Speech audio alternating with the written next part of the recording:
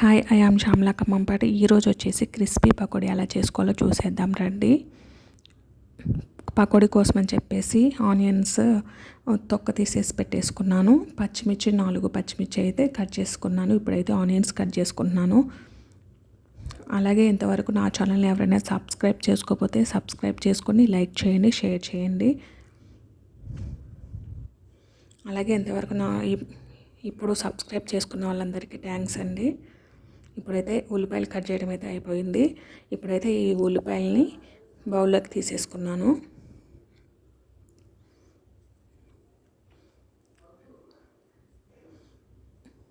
కొంచెం పసుపు వేసేసాను. రుచికి తగినంతగా కారం వేసేస్తున్నానండి. పచ్చిమిర్చి వేసాను కదా, చూసి వేసుకోండి. రుచికి తగినంతగా సాల్ట్ వేసేసాను. ఇప్పుడైతే కలిపేసుకుంటున్నాను. ఇలా కలిపేసుకోవడం వల్ల ఏంటంటే పకోడీ కొంచెం క్రిస్పీగా వస్తాయి. ఇప్పుడైతే ఇందులో శనగపిండి వేసేసి కలిపేసుకోవాలి.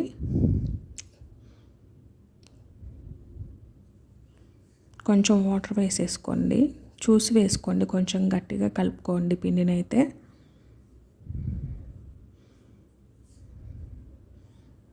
పిండి చూసి వేసుకోండి. ఎక్కువగా వేసుకుంటే అంత టేస్ట్ ఉండదండి శనగపిండి అయితే. పిండి పకోడీ అయిపోతుంది ఎక్కువ పిండి వేసుకుంటే. ఆనియన్స్ ఎక్కువ వేసుకొని శనగపిండి తక్కువ మోయినంగా వేసుకోండి.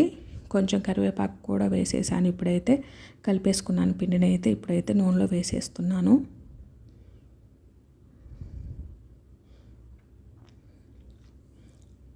కొంచెం పల్చగా వేసేసుకున్నాను.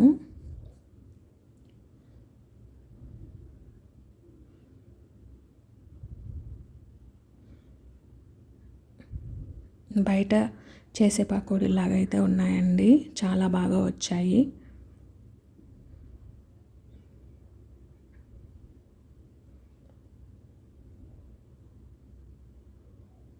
వేగిపోయాయండి, బ్రౌన్ కలర్ వచ్చేసాయి కదా.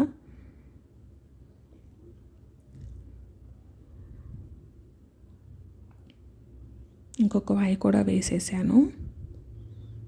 చాలా టేస్టీగా ఉన్నాయండి, సూపర్ ఉన్నాయి.